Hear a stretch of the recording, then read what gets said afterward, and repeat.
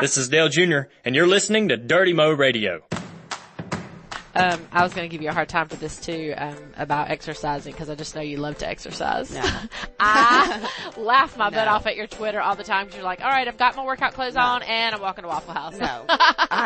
Welcome to Kelley Earnhardt Miller's Fast Lane Family, presented by Wella Professionals. Salon care products that you can experience with your senses. Get high performance that you can see, touch, and sense. Welcome to this week's Fast Lane Family. We've got a great show for you today. I've got Emma Blaney, daughter of Dave Blaney, here in the studio. And I have a great tip of the week this week on oils, straight from our Wella Professionals. But first, I wanted to start the program off. I'm not sure how many of you listeners got to watch the I Am Dale documentary on Spike TV on Monday night. If you haven't, I do know that it's online on Spike TV's site, that you can catch up on it. But I brought Mike Davis in just because he and I can talk about just about anything. Anything. Yeah, and Twitter, with only 140 characters, I just could not say everything I wanted to say. But I thought it was exceptional. I really was looking forward to hearing what you had to say about it. No, I'm glad you brought me down here because I was curious. I thought that for an hour-long piece, it covered a lot of information. It covered all sides of my dad. It was raw. It was emotional. It was truthful. We've all seen a million different things about my dad, and I just I thought it was really well done. I love the other folks that they had involved, Morgan Spurlock and folks like that had a connection in some manner, but were able to tell it from a different perspective of just family and friends and other drivers that raced against him. So I just thought it was really, really well done. I was surprised that Dale texted me and said that he learned stuff. Mm-hmm. Like there's new stuff that he didn't even know. Yeah. Did you find that to be the same thing? I definitely thought that. I had no idea about the death threats, which I can see why they kept it from us kids back then. Right. That's not something that you tell your kids. Right. But, so I had no idea about that. But the thing for me too was that, I often forget things that, we went through or happened or whatever. So the interview of us three on the front porch, that was Dale's double wide trailer. Carrie and I and Dale, must have been during our late model days. And, just listening to myself, it's just so funny, to look back on that time and think about that. But, the one thing that stood out for me in the show was, the comment that Dale made. We knew him just like everybody else. Mm-hmm. And it is so true. The perception is obviously, he was our dad.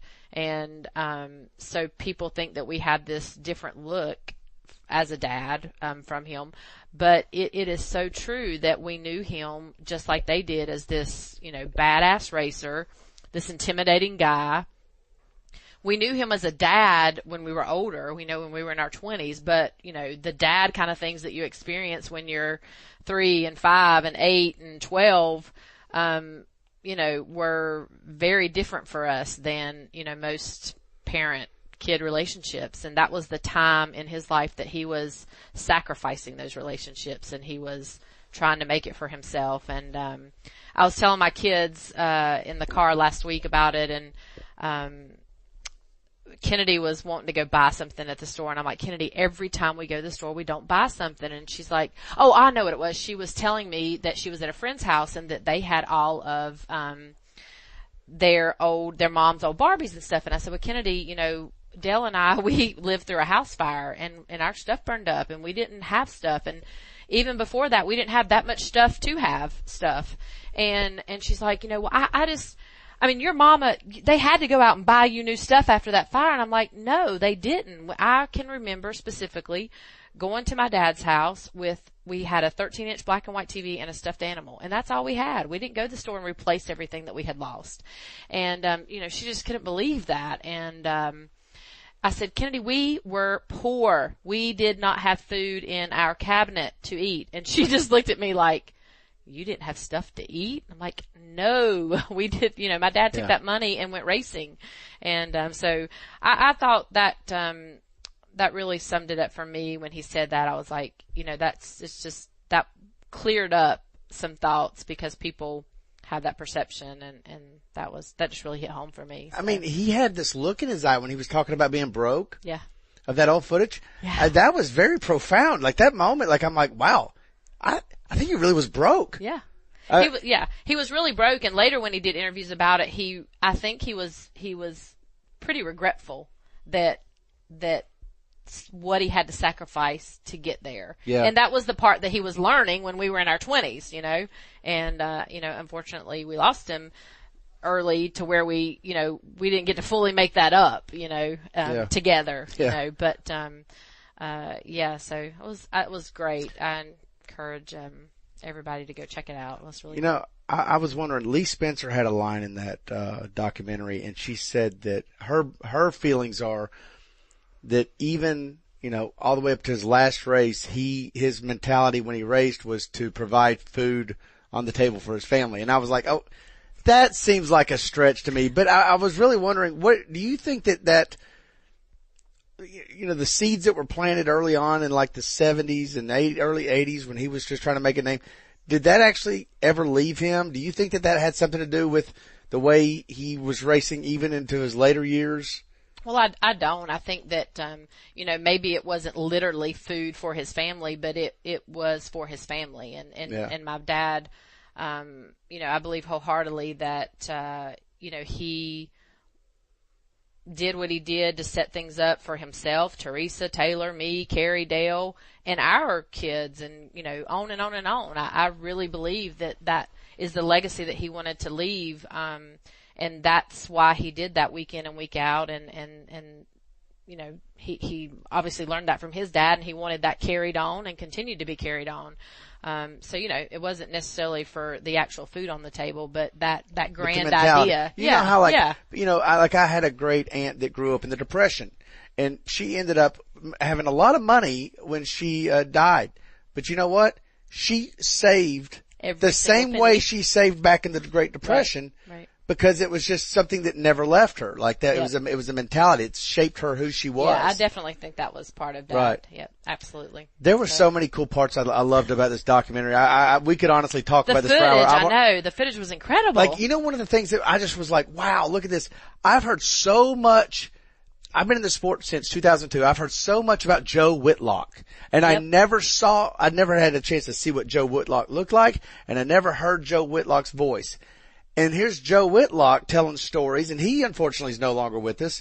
But I was sitting there, and then Joe Whitlock's telling a story about when they're riding in the truck after he won his first championship, and he says that Big E started crying and was laughing at the same time. He's like, what's gotten into you? And he's talking about, well, I can get my mom a present that doesn't plug into the wall. And I think he bought her some diamond earrings or something. Yeah. I'm like, wow, that's a really good story. Yeah. And I remember being with Junior when we taped that interview, and he was like so into it. Like he could not wait to do this interview. I mean, he was wearing his Dale Earnhardt shirt. I saw that. I've never seen your brother do that. Like go dress up to play the part of what you're about to do. Well, I think in the last interview we did for the one, he wore his Redskins outfit. That's right. That's right. Who could forget that? Looks like he just rolled out of bed. Might have changed 10 years later. Right. I thought it was exceptional. And it's like, at this point, you expect, another Dale Earnhardt piece, and, what new things are going to be brought up, and I guess I don't really expect there to be any of this, like, new car smell to anything now. That had a new car smell. That thing was like, oh my gosh, all this stuff. Him riding around in his vehicles on his property, and that interview with him and, not Ned Jarrett, Neil Bonnet. Yes. Yeah, I did see a lot of the Neil footage was all new to me. Yeah. Such good stuff. And Dale Jr. is so excited about it. He was. We got to take a sneak peek last week, and he texted me right away, and he's like, "Man, have you watched that piece? He just was raving over it." So it's pretty special. Well, that's cool. Pretty good. Well, I listen. I know we need to get Emma Blaney in here, but anytime you want to talk about your dad, just come and get me out of the office. I'd love to do it. You got it. He was awesome. All right. This week in studio, I've got Emma Blaney. Emma is the daughter of Dave Blaney, sprint car racer, NASCAR racer, truck racer, Busch Nationwide Xfinity racer, whatever you want to call it. Does that bother you at all that we have to say all those things? No. And I know, honestly, I feel like if you ask him, like, what's your title right now? He would be like, sprint car builder. He thinks he's a sprint car builder. Well, right I was wondering if he might say something that has to do with your retail shop, because I know he made a couple racks. Operations manager or something. He thinks he is a designer of furniture for the store now. He's done a couple of those things now, so he has a couple different titles. And Emma's brother Ryan is currently racing in the Cup Series this year, and also is he going to do an Xfinity race? Yep, I think more than half of the 22 car again. So. Awesome. And Emma, right now in my life, Emma's best known for her store, Emily's. I always get this wrong, right? Emily's and Mama B's. Emily's and Mama B's. I always want to say Emily's. Mm-hmm. You know, I know. That is prominent and first and foremost in my household, because my daughter Carson is looking at her website every day, and she's like, "Mama, they've got a sale today." Mm-hmm. And she even made me bring you some stuff that she needs to try on. Well, she said, when I get packages from Emma's store, where do they come to? And I said, well, they come to our home address, because we have a post office box and home address. And she said, okay, I'm just checking. I said, why, are you expecting something? Because I knew I hadn't given her any money or credit card or anything.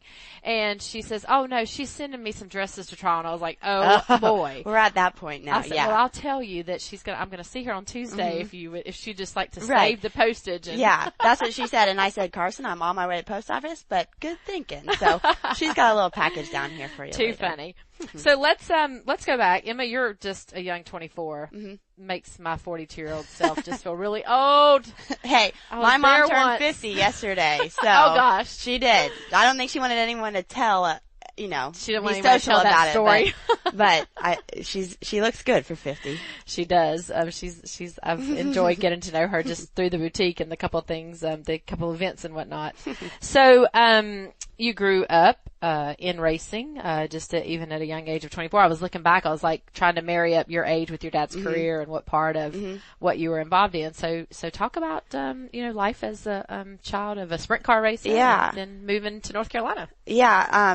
We kind of did the whole route different growing up on dirt. I mean, our motorhome, we lived in Ohio. I was born in Ohio, and our motorhome used to be parked in our little driveway, and we'd have to wash the motorhome all the time. And Dad was gone. I mean, it wasn't he came back during the weekdays and left on weekends like he did in NASCAR. He was gone the whole summer doing the whole thing. And, we were lucky enough we were all so young that we could be able to go and do that. And, I think I'm the one who remembers most of Dad's dirt career. Ryan kind of remembers a few things, and my sister was a baby. Way too young.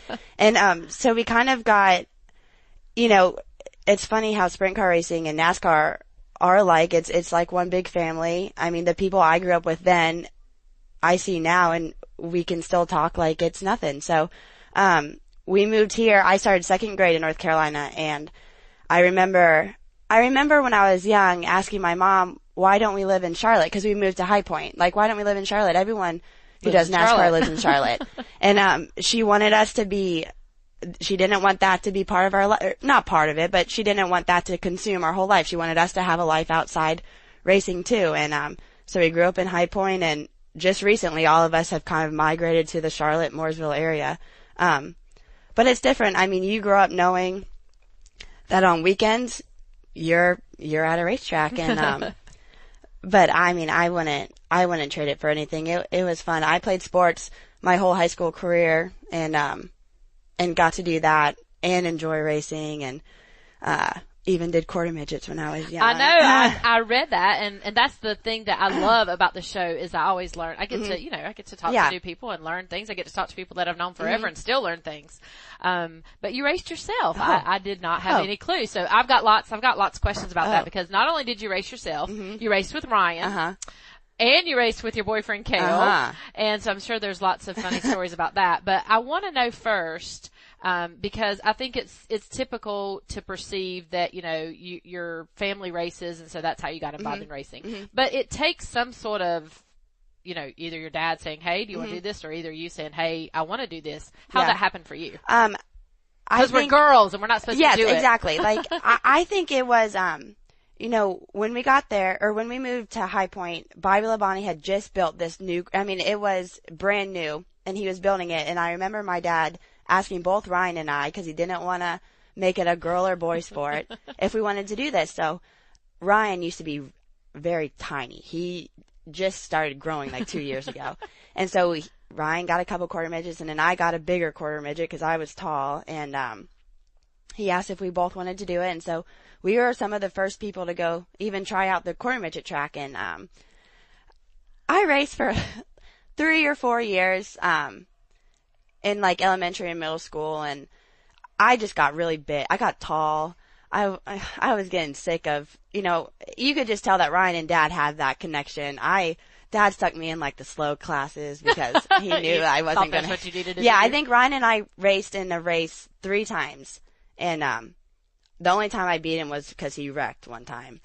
And but it was fun. Even my little sister, he gave her a chance, and she hated from the first time she tried it. She was done. She hated it. But I was lucky. I got to. We even had a little.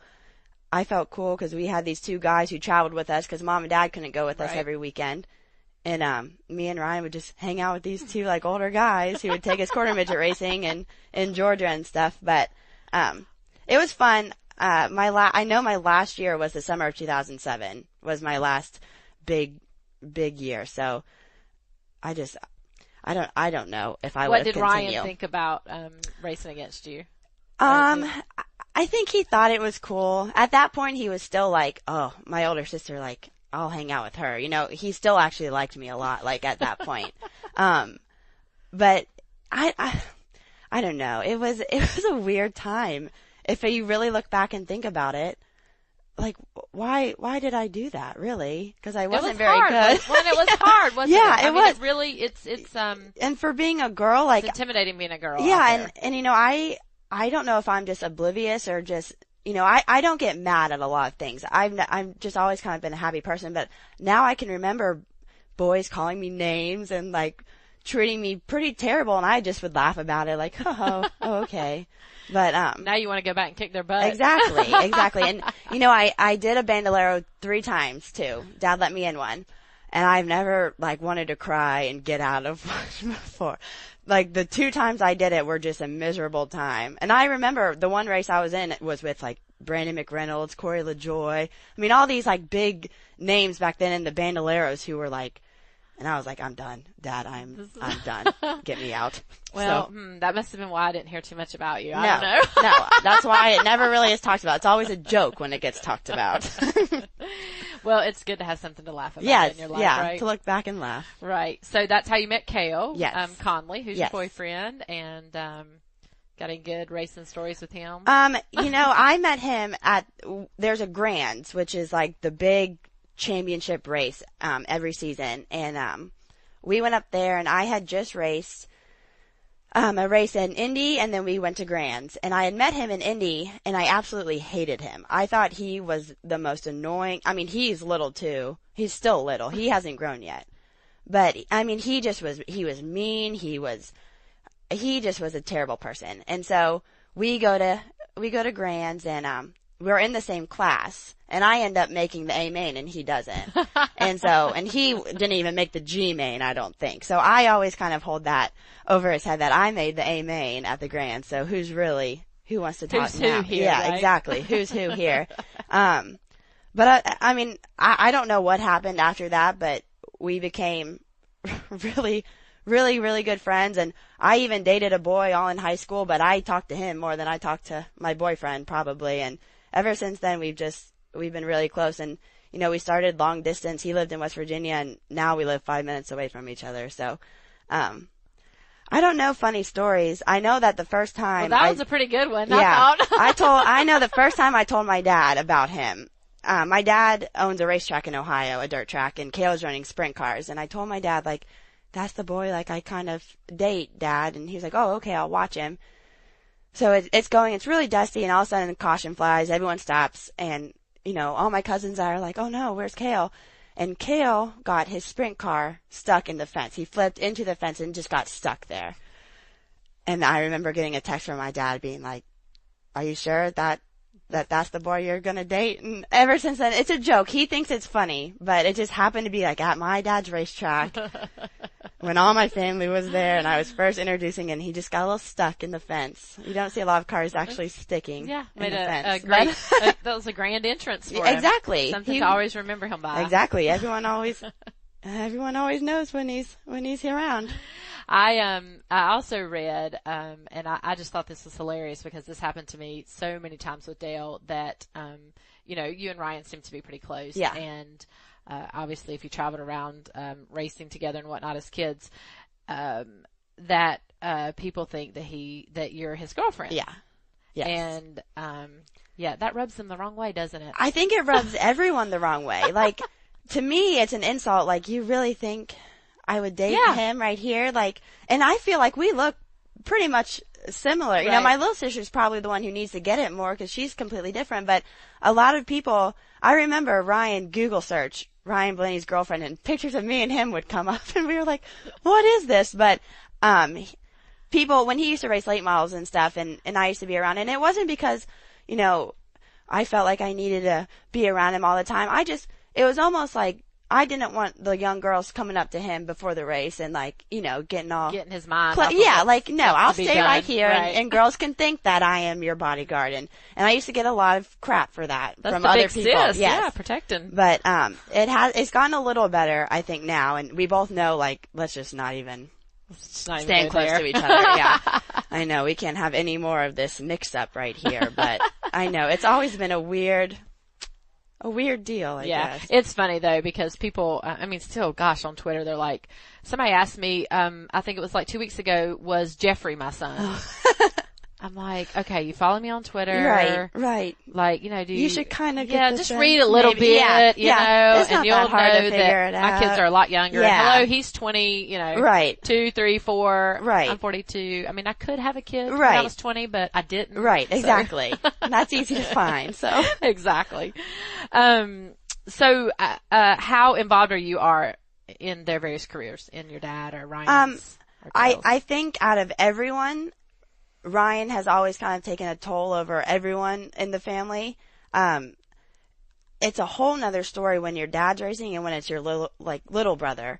And my mom says the same thing. It's a completely different story when it's your son and when it's your husband. But, I think just because of all, our life growing up kind of revolved around Ryan's schedule, and not because no one was really mad at that even. It's just kind of how we enjoyed it. Aaron and I have always liked, it's cool seeing your little brother.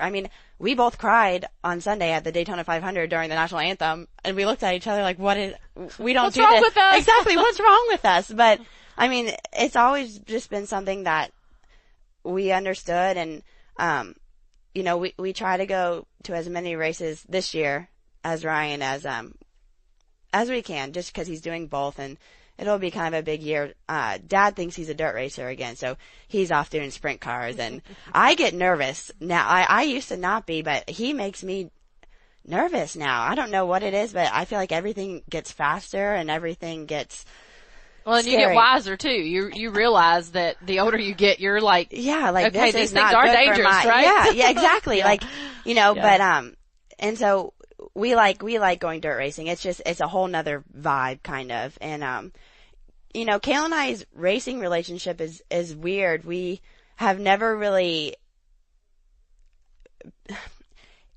when he's at the racetrack, we're not dating. Like, we are, but we're not. We don't stand with each other during the national anthem. We kind of steer clear from each other, and I've always kind of respected that. Like, we're lucky if we, kind of wave to each other. But, I've followed Kale since he ran sprint cars, and kind of, he's lived in 10 different places since he lived here, and so your life, it seems difficult, but you're so used to, the whole how things roll thing that it's almost easier than probably a normal, what other people consider normal, that would be. Yeah. So. I think, it's totally true that, racing has, it breeds a lot of close families. Yeah. And you guys, seem no different than Dell and I. Mm-hmm. And, hey, I cried after the Daytona 500 win, and I did that, everybody's, my tears of joy were because I know how hard that is. And I know how hard and how bad they want it and how hard they work for it, and that everything has to go so perfect for it all to come together. Right. And, you know, that was for me. I mean, sure, I was excited for myself that he won, but I was deep down, for my heart was about him. Right. And, you know, I can feel that. You guys standing there, Daytona 500, first Cup race he's running, and just, I mean, how proud. you guys have to be a part of it.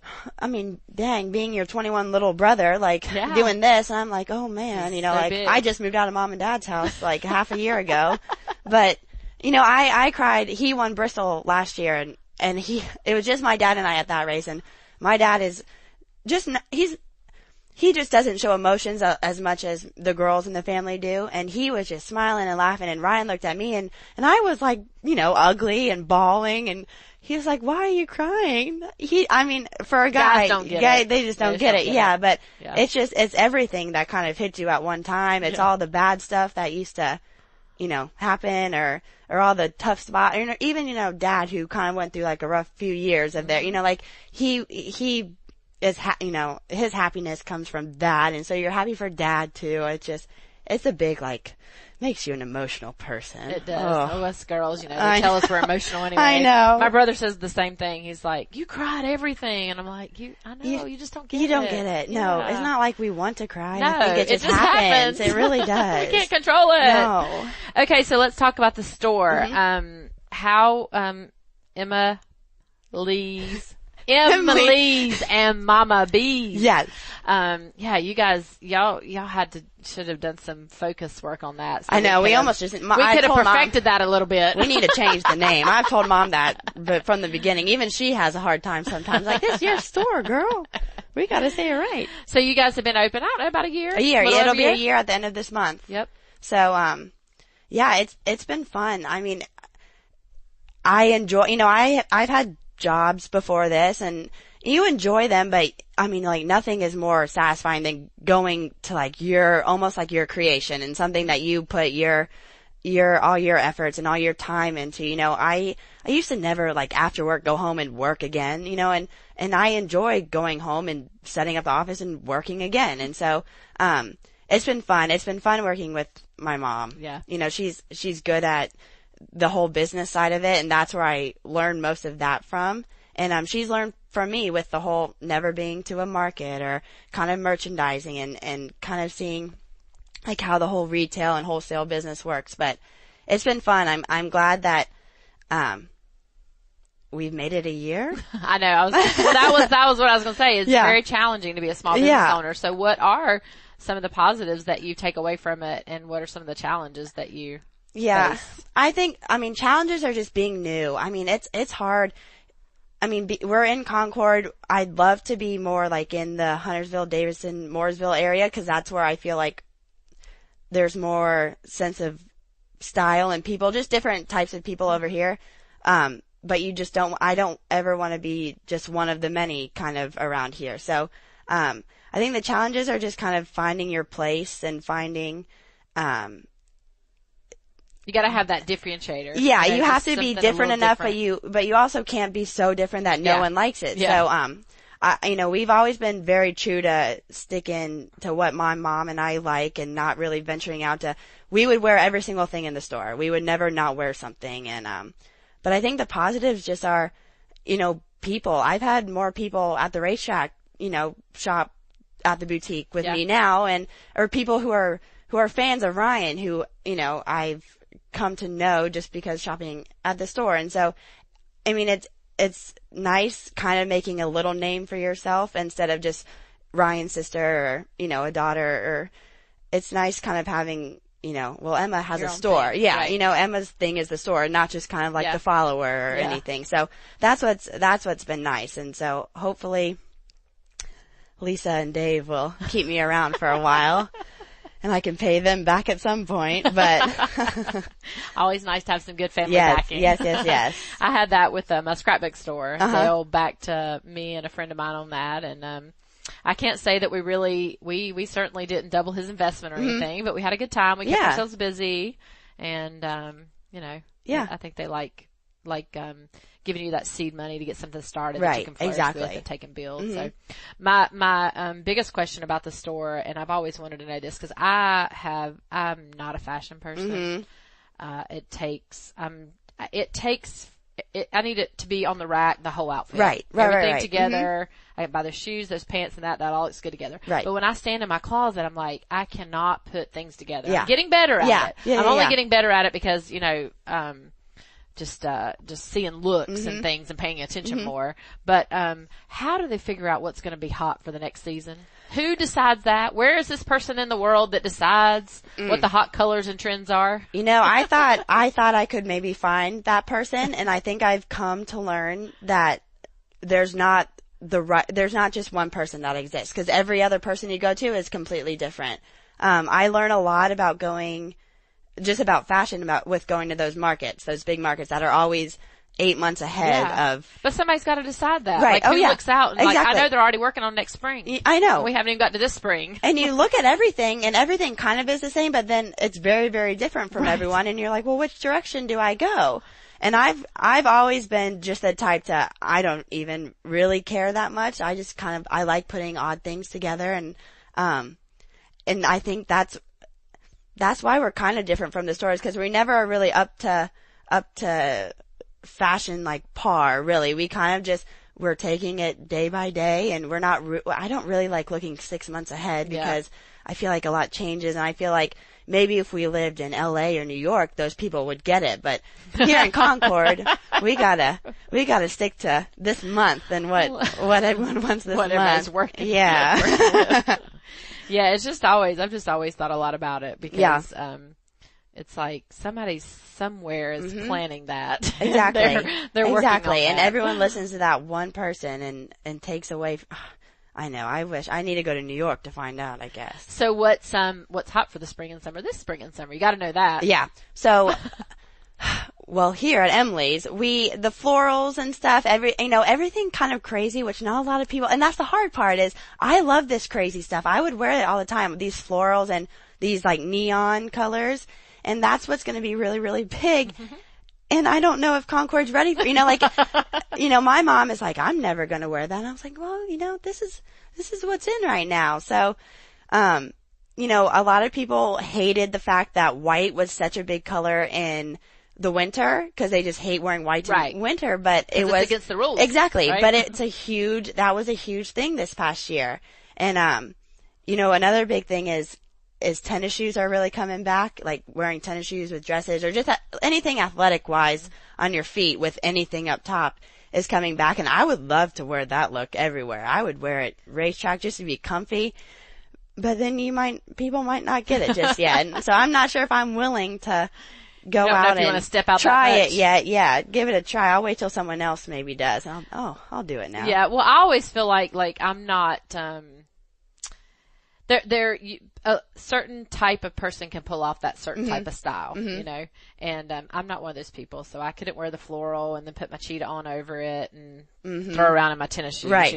And I think too, it's also dependent on what your job is, and I feel like, in my role as a car owner and a businesswoman and all, there's a certain dress, and I like to be trendy, but I'm typically more of the business trendy type thing. Today I'm in my bank clothes, which is my suit, because I've been at a bank conference, because I'm the chairman of community bank here in Mooresville, so I've been so it just depends. Some days roles. I need to wear like 3 different things, because you I've play all got these so much different going roles. on, and I'm like, I want to be comfortable by the end of the day because I've got something going on with the kids, but I've got these business meetings in the morning, and I know somewhere there's someone that can tell you, you read in the magazines, you're like, okay, take this jacket off and wear this for the night and do this and do this with the same outfit, but I just can't ever seem to figure it out. I keep a backpack in my car with leggings and a big t-shirt for just anything I need always. It's always back there. Mom's like, do you ever do it? And I'm like, well, one of these days it'll happen. Oh gosh. I was going to give you a hard time for this too, about exercising, because I just know you love to exercise. No.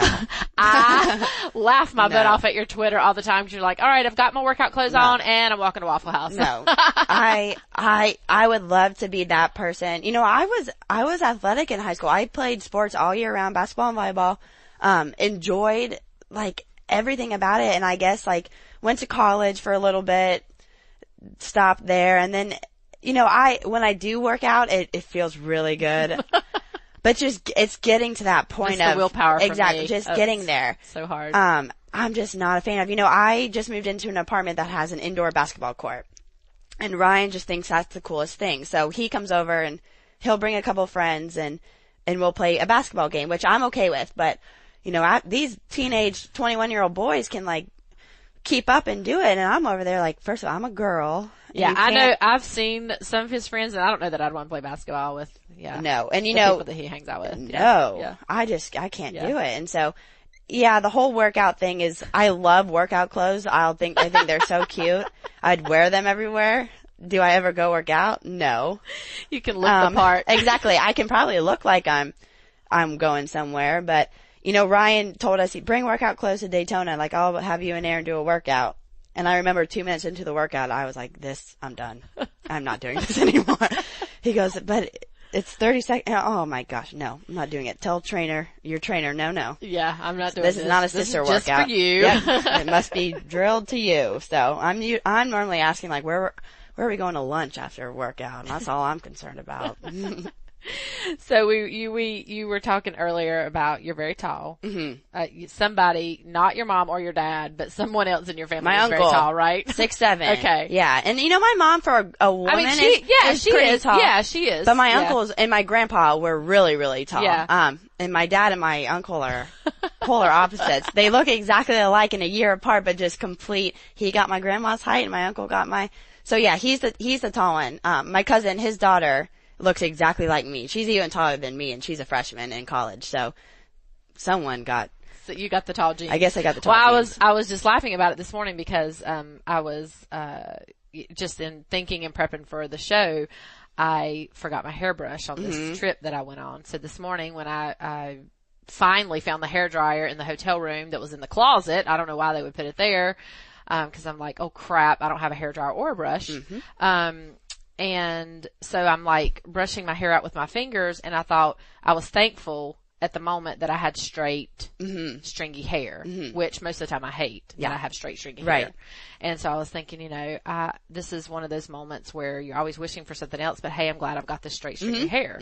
Are there moments when you're just really glad that you're tall? Yeah, a lot of the times actually, I've wanted to be taller. I'm okay with being tall. I look like a giraffe when I wear high heels. That's why I don't wear them very often.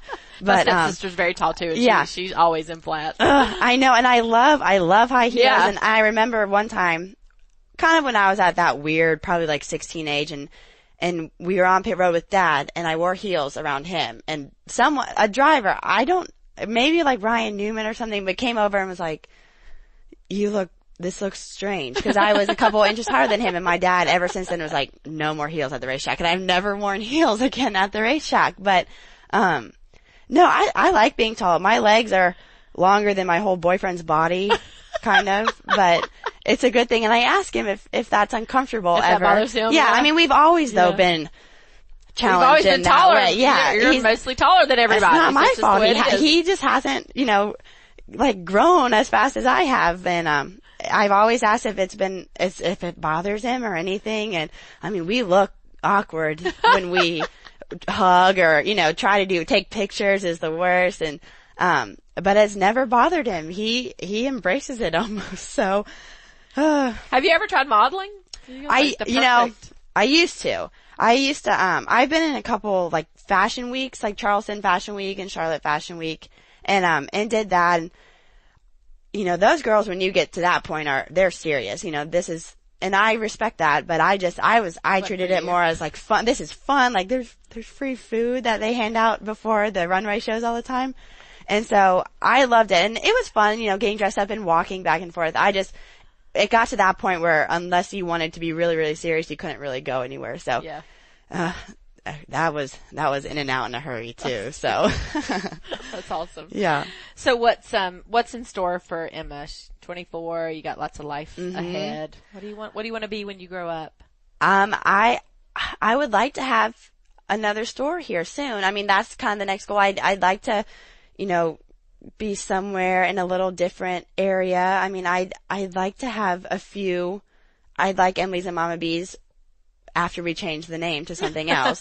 Kind of be more of like a chain in different places. And that's the goal. You know, I feel like I've tried a lot of different things. I mean, like played sports and, you know, had the chance to go to college, like to play a sport and tried the modeling thing. And I used to work for NOS Energy, like, you know, I managed a boutique in High Point. That's kind of where the whole boutique thing, but I feel like I really found what I love doing and I would want to do for the rest of my life. So, I'm at this point in time still trying to figure a lot of things out, but I mean, I would hope that here soon we can expand. And, I hope, I've always kind of wanted to get Emily's and Mama B's. I've wanted something motivational wise to come from it. You know, I want, it's always important to me to see younger women, especially younger girls, kind of have a dream and to kind of go for it.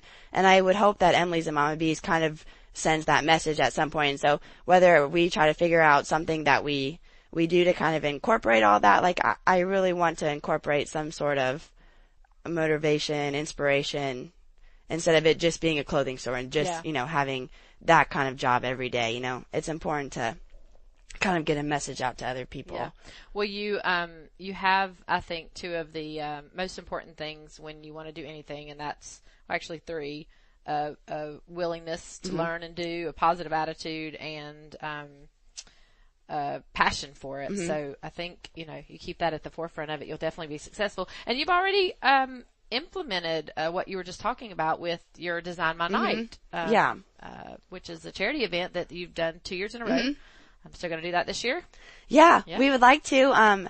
You know, Brooke McReynolds and I, we've learned a ton just from the first time we played it. I mean, even to this last time, you know, we've made a lot of mistakes but we've also learned a lot. I mean, it's something that we feel like it's really fulfilling for us just as 24 or 26-year-old women. But I think, you know, I mean, it's awesome raising money and sending that money to someone. I actually got the Make-A-Wish call that the money, we kind of split it up a bunch of ways to where it could grant, you know, multiple wishes. And, I got the call the other day that one of the wishes were granted, and the dad of the Make-A-Wish kid called me just to say thank you. Aww. And so, I mean, that's just, that's all that's all you really needed. And, you know, like I said, it's awesome raising money and raising awareness, but I think the other half that we do it, the reason behind it is just to get a bunch of young people together and motivate them that, you know, this is all possible, that, you know, we can really have a voice and make a difference. And I've always grown up, kind of, you know, I'm the happiest when I'm helping people. I mean, I think we're put on this earth to kind of help people, and especially, you know, people like my family, we were really, really, really blessed growing up. So it's time for us to kind of give back. Exactly. Love it. Well, this has been fun. I hope you've enjoyed it. Tell people where they can find your store. And we are in Concord in a place called Afton Village. A lot of people know, I see a lot of Stuart Haas people going to the restaurants across the street, so it's very close to Stuart Haas. But you're online. Yep, online. Emily'sandMamaBees.com. I'm normally wearing Emily's stuff every day, so if you follow me anywhere, I'm wearing a lot of stuff. Follow you on Twitter. You can see. Do you have a Emily's Twitter? I do. It's not up to par, so I might not. Instagram is the way to go these days. Okay. So I'm too old for that. Really? I forget about Instagram. I have one because I'm following my 14-year-old around. But even then, I forget that I have Instagram. I know. There's too many things to have. I know. There's too many things. Even me, like people. There's other people doing stuff that I would have no idea what. I mean, even I like sticking to the standard Facebook, Twitter, Instagram. That's it. I'm not doing anything else. So. Yeah, she you know, Vines and the Snapchat. Now you can Snapchat everything publicly, and I'm like, my God, are you kidding me? I gotta get one of these accounts for everything. Just to keep watch. up with you. That's what my mom sends me on my 17-year-old's mission. Your sister, I'm sure. Oh yeah. What's going on there? Exactly. We'll keep an eye out. I came across this this software that said you could like follow your kids on their phone and everything. Yeah. But it forgot to tell you that it was going to notify them that you were doing it. I'm like, okay, that defeats the purpose. Exactly. Can you come up with a piece of software that I can follow that she doesn't know I'm doing? Yes, exactly. Then of course she starts arguing with me and the whole privacy thing. Now, Mom, I need, it's important for a girl to have her privacy, and you shouldn't ask me all these questions. I'm like, well, I'm going to keep asking you all these questions. Yep, and I know until you're 18. Exactly. And then you can not answer me if you want to. And I see how my little sister will turn 18 in a week and a half, and I kind of see. I look at Mom, I'm like, I apologize when I was this age. Oh my god, like if I was that bad. And we joke about her a lot, and she's the youngest, so she's probably had it, she's had it the easiest and the worst, I think. From both, yes, from both sides. And so, but I remember looking at my mom being like, was I this terrible? And we tell Aaron, like, come on now, only a couple more weeks, then you can have a little bit more privacy. But yeah, I tell Carson the same thing. Yeah, she'll get it when she's older. She has her own kids. Yeah, exactly. I know. I finally got it. Yeah, that balance of being a friend and being a mom and all that stuff. It wears on the mom. Yes. We're going, oh, they hate me. I went through that whole stage. I hate you. I hate you. I hate you. And she apologized for that later. Yeah. And, okay, Mom, I see what you're saying now. But gets crazy. Yep. Fun stuff.